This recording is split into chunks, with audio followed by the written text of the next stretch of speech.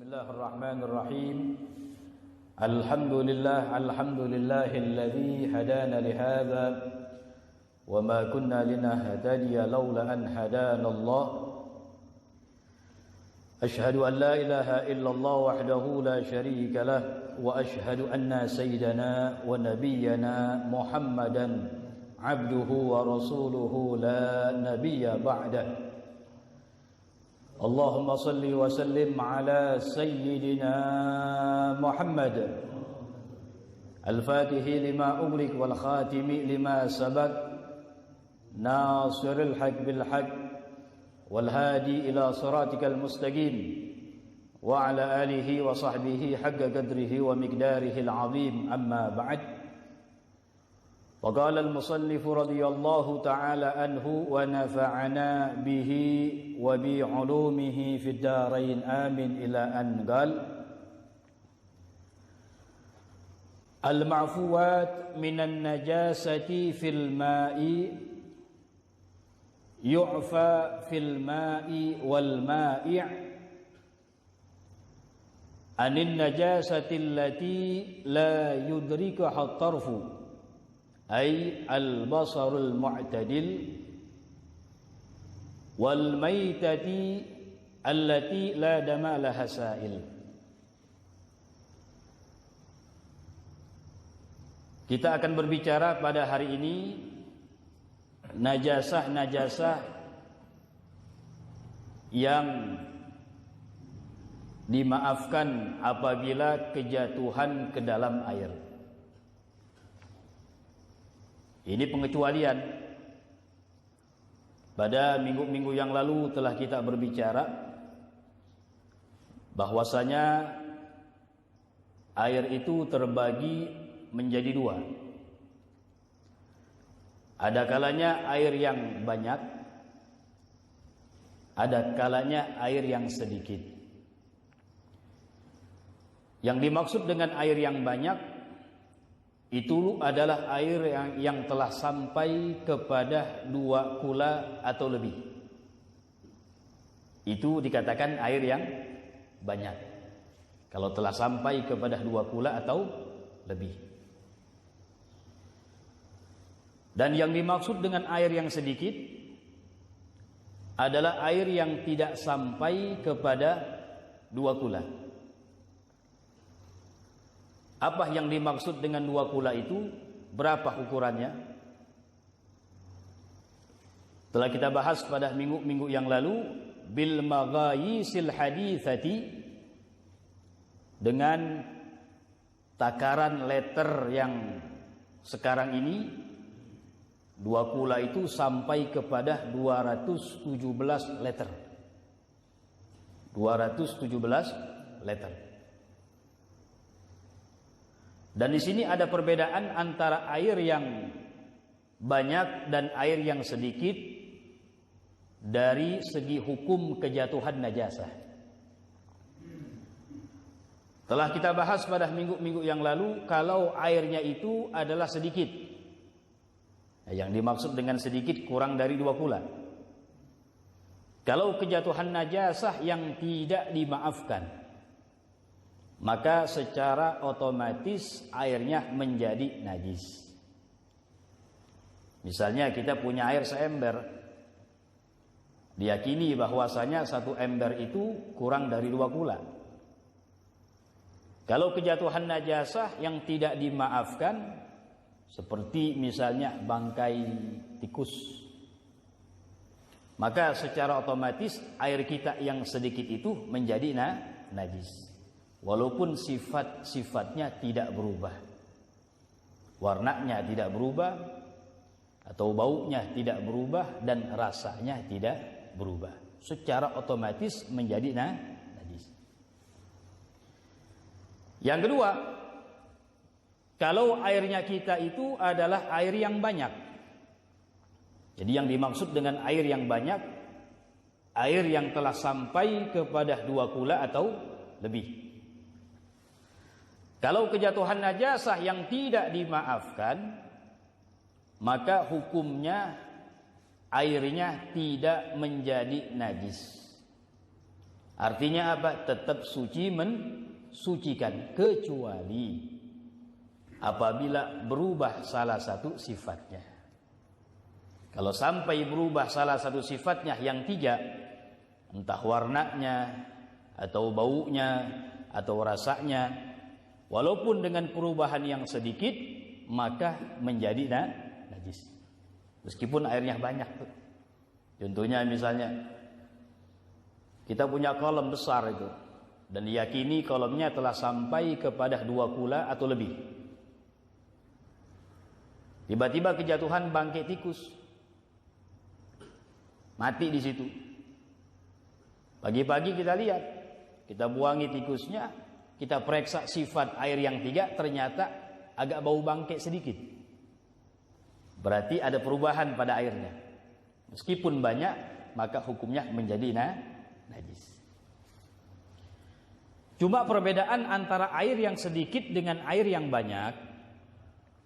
Kalau air yang banyak tadi, yang 2 kula atau lebih, kalau sampai sifatnya berubah dan menjadi najis, itu bisa kembali lagi menjadi suci mensucikan. Dengan apa?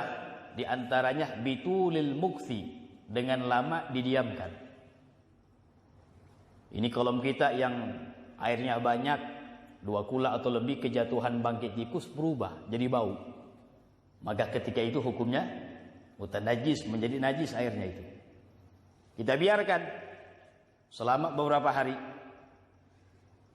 Sudah lewat beberapa hari, kita kembali kepada air kita itu yang banyak, ternyata sudah tidak bau lagi. Bau bangkainya sudah hilang. Maka ulama mengatakan kembali air tersebut menjadi suci mensucikan. Nah, itu perbedaan antara air yang banyak dan sedikit. Tapi kalau air yang sedikit dengan sekedar kejatuhan najasah yang tidak dimaafkan, secara otomatis menjadi najis meskipun sifatnya tidak berubah. Dan pada hari ini kita akan berbicara najasah-najasah yang dimaafkan, yang jatuh ke dalam air. Al-ma'fuwat minan najasati fil ma',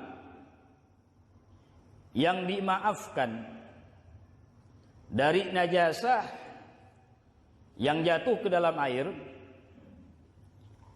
Artinya apa? Yu'fa fil ma' wal ma'i, dimaafkan itu najasah yang kejatuhan ke dalam air, wal ma'i, dan benda cair lain selain air. Benda cair lain selain air, kayak misalnya minyak kita atau air susu kita, segelas, kejatuhan daripada najasah bangkai, tapi dihukumi tidak menjadi najis, masih boleh diminum. Nah, ini pengecualian. Yang pertama, anin najasati allati la yudriku hat-tarfu, yang dimaafkan, yang kejatuhan ke dalam air atau benda cair yang lainnya selain air. Yang pertama adalah najasah allati la yudriku hat-tarfu, najasah yang tidak bisa dipandang oleh mata. Al-basarul mu'tadil, mata yang sedang. Karena saking kecilnya itu najasah. Kalau mata yang normal, yang sedang, bukan mata yang lemah, bukan juga mata yang pandangannya kuat, yang di luar daripada kebiasaan, bukan begitu. Jadi mata yang sedang, yang normal. Kalau najasahnya tidak bisa dipandang oleh mata yang sedang, berarti saking kecilnya itu, maka hukumnya dimaafkan. Tapi kalau kita pakai kaca pembesar kelihatan tuh. Itu dimaafkan. Misalnya contohnya kayak percikan air seni, yang nggak kelihatan, yang kecil. Tapi kalau ente pakai kaca pembesar nampak kelihatan. Itu najasah yang dimaafkan. Allati la yudriku hat-tarfu, yang tidak bisa dipandang oleh mata. Jelas. Karena sulit untuk kita hindari itu najasah yang nggak bisa dipandang oleh mata.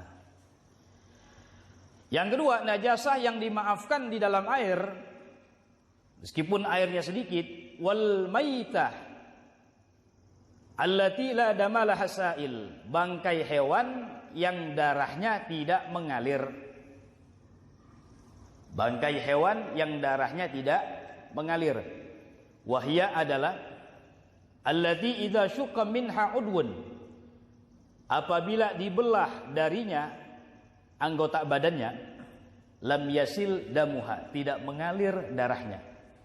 Seperti apa? Seperti kadzubab, seperti lalat. Lalat ini darahnya nggak ngalir kalau kita belek.